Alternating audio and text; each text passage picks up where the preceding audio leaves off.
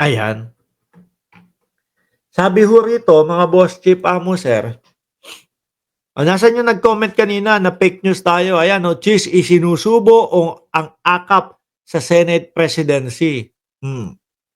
Gumagamit umano si Senate President Francis Chis Escudero ng carrot and stick approach para masungkit muli ang suporta ng mga senador sa hangarin nitong maging Senate President sa 20th Congress ng Hulyo o July, mga kababayan. At nabanggit nga din po, may mga nakapagsabi na ang dahilan kung bakit inuudlot, kung bakit ayaw ni Chis na matuloy yung impeachment, mga kababayan, ay dahil daw po doon sa Duterte Block. Ilan ba yon? Nasa 10 o 11 yung Duterte Block, mga bossing. Na syempre, ano po ba ang hangarin, ang pakay at ang gusto ng mga yon? Simple lang ho. Huwag ma-impeach si Inday Sara Duterte. Huwag makarating o huwag marinig ang impeachment ni Inday Sara Duterte. Unang-una, mahina po ang kanilang ano tawag dito, depensa. Yun ho, mga kababayan. Mahina ang kanilang depensa kaya kailangan hinto yan. Hindi pwedeng marinig ng mamamayang Pilipino. Ngayon, si Chis kailangan sila. Kailangan ka din namin, Chis. 'Di ba? Iboboto ka namin bilang Senate President ulit pagka inantala mo yung impeachment. Parang ganun po yung pagkakasabi doon sa balita eh. Ano po? Boto nyo ako ha. Ako bahala dito. So ganun yung pagkakaintindi ko, mga kababayan, doon sa balita na yon. Ngayon, eto naman, no? Gumagamit umano si Senator o si Senate President Francis Chis Escudero ng carrot and stick approach para masungkit muli ang suporta ng mga senador na hangarin nitong maging Senate President sa 20th Congress. Ayon sa inireport ng Scooper sa Politico.com.ph. O yan po, balita po ng Politico.com.ph ha. Baka may magreklamo. Sabihin na naman, Mark Ramos, bakit ganyan kang mag-vlog? Wala kang sariling balita mo.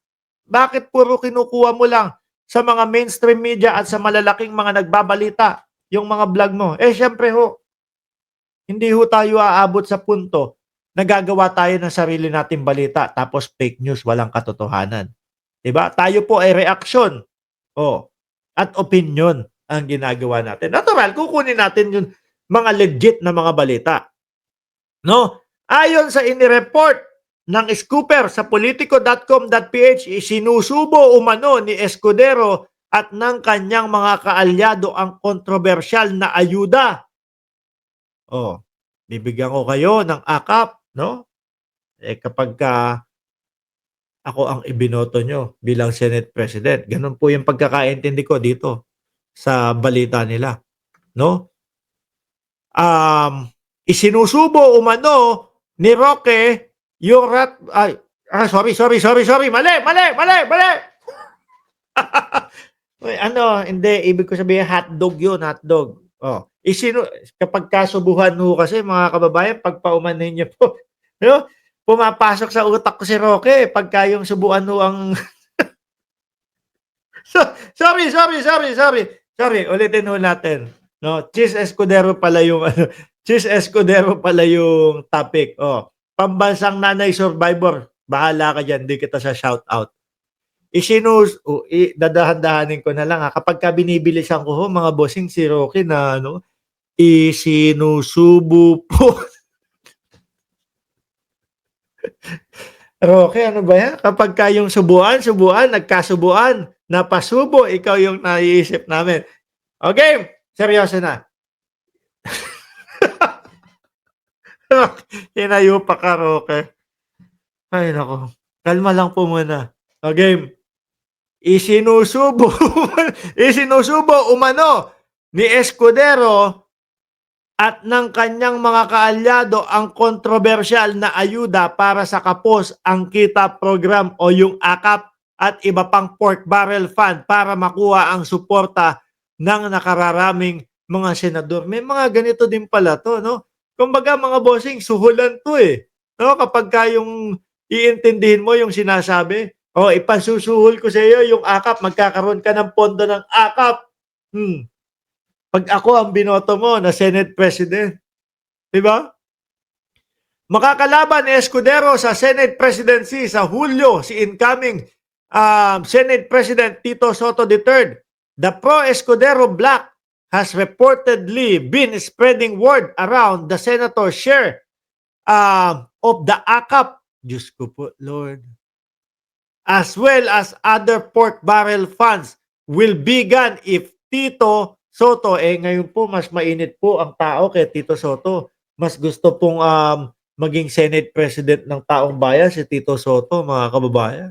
Kasi sa loob ng 5 taon na siya ay Senate President, naging maayos naman po at walang naging mga kalokohan.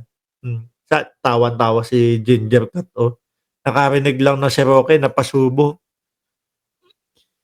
Aso na, sa pro Escudero, yan nga, kumakalat daw po sa mga pro Escudero na yun nga may AKAP na iniaalok. Sa ilalim ng 2025 national budget, nakatanggap na ang Senado ng 5 billion mula sa kabuuang 26 billion budget para sa AKAP. Ang programa ay pinangangasiwahan ng Department of Social Welfare and Development kung saan sila ang magkakaloob ng one-time cash assistance na 3,000 to 5,000 near poor minimum wage earner na hindi sakop ng ibang ayuda at programa. Naku po,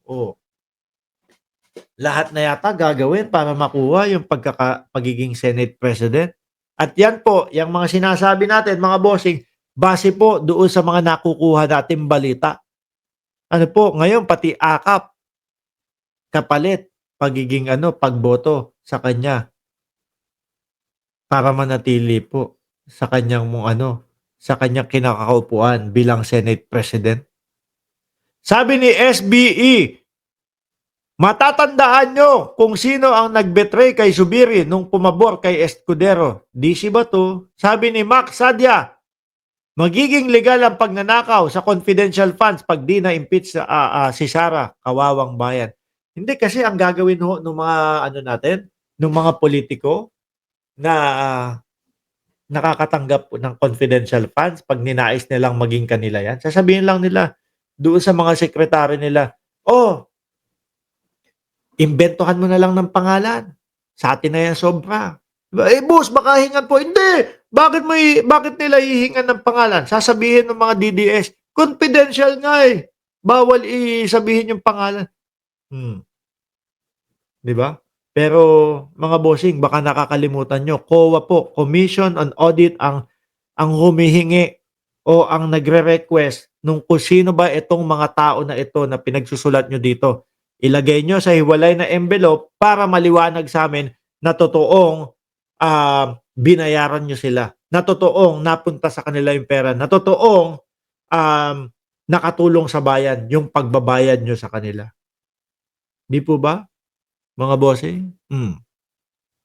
Kasi naman itong may kasalanan dito, Abante din eh. Nasisi pa yung Abante News.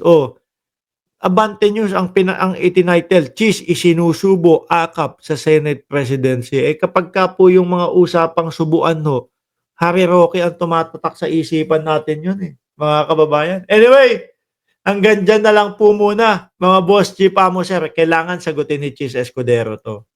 No? Kailangan sagutin ni Cheese Escudero yung napapabalita na isinusubo daw po ni Roque yung na isinusubo daw po ni Cheese yung AKAP sa Senate, sa pagiging Senate presidency niya, no? O para masungkit ulit yung pagiging Senate President, mga kababayan. Muli po, maraming salamat and God bless po